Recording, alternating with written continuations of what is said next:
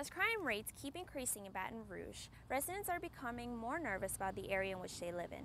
Signs like the one behind me are becoming unavoidable.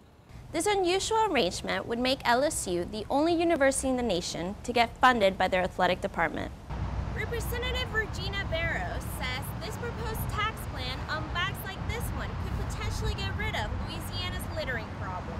BRCC students will have access to some of LSU's services and activities, including dining halls, health center, UREC, and athletic events. Any Saturday from 11 to 4, you can find one of these little puppies that are in desperate need of a home. La salsa, que es originaria del son cubano, hasta se puede aprender en los Estados Unidos. 1, 2, 3, 5, 6, 7. 1, 2, 3, 5, 6, 7. Good. Children are precious, every one of them, every day. Doesn't matter how they got here, where they came from. We don't have any to spare. Plenty of tragedies have impacted our nation, but undoubtedly the deadly shooting at Sandy Hook Elementary has caused the East Baton Rouge School Board to adopt a new program to ensure safety in schools. High surveillance is one of the key components. Sometimes it's good to have a camera where you can recap some information and find out exactly what's going on. The Emergency Response Information Portal, or ERIP, is a plan of action for local facilities, including schools. This emergency response tool will provide staff with life-saving information such as area maps, floor plans, and internal and external photographs of the schools. Parents, such as Pamela Corin, believe it is important to do anything for the safety of the children, no matter the cost. You know, anything to prevent something that happened like Newtown, or when the kid go into a college and start shooting and things like that. East Baton Rouge School Board member Herman Brister says communication also plays a factor when planning for an emergency. And as long as we have a relationship with our students and with our community, we can mitigate a lot of damage. The East Baton Rouge School Board also wants to limit access to school buildings and to have law enforcement officers respond to emergencies more efficiently. For Tiger TV, I'm Desiree Maduro.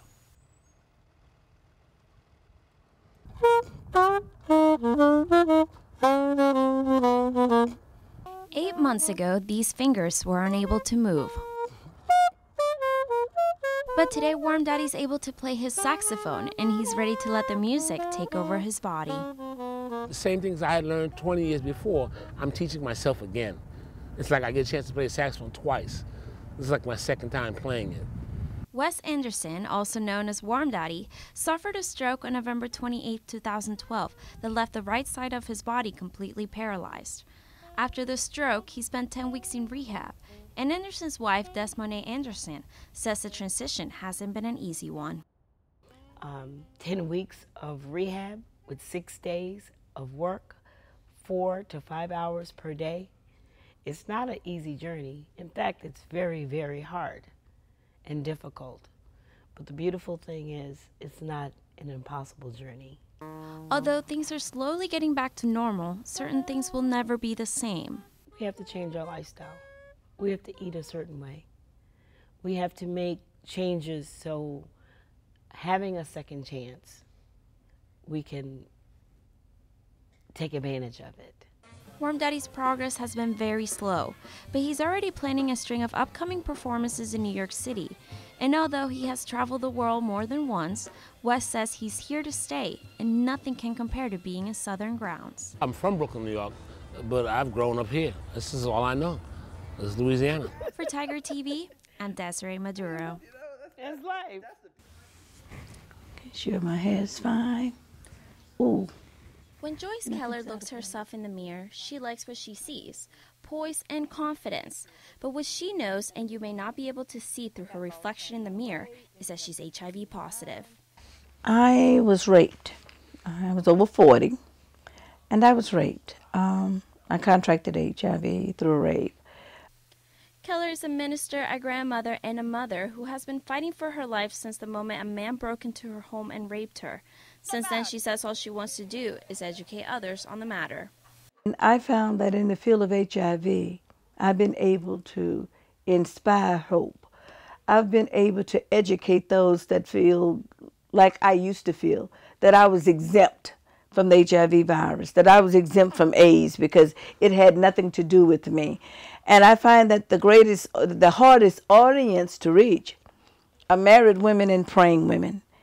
And I would, if I could only get them to understand that a marriage license, a wedding ring, and a mortgage does not keep you from being HIV positive. 52 out of 100,000 people in the Baton Rouge area are currently living with HIV, and Keller is one of them. According to the Center for Disease Control and Prevention, Baton Rouge is now ranked the second metro area for new HIV infections diagnosis. But knowing your status is important because AIDS is not easy to detect at first glance. Well, I was in disbelief. I said, I can't believe this. And she said, well, believe it. And then I got scared. I was scared to touch her. I was scared to ride in the car with her because I thought I would get it like that. Keller has now started a nonprofit organization called Aspiration, which allows her to connect with people who are also HIV positive. She says AIDS has allowed her to find a purpose in life, and her strong faith is allowing her to stay grounded. If I was offered a trade where I would have to swap my relationship with God for a cure for AIDS, I'd have to say no, because what I have with God surpasses everything that I could possibly have with the cure for AIDS, because without God, I still would have nothing. For WLSU, I'm Desiree Maduro. And for HIV for a black person than it is for white.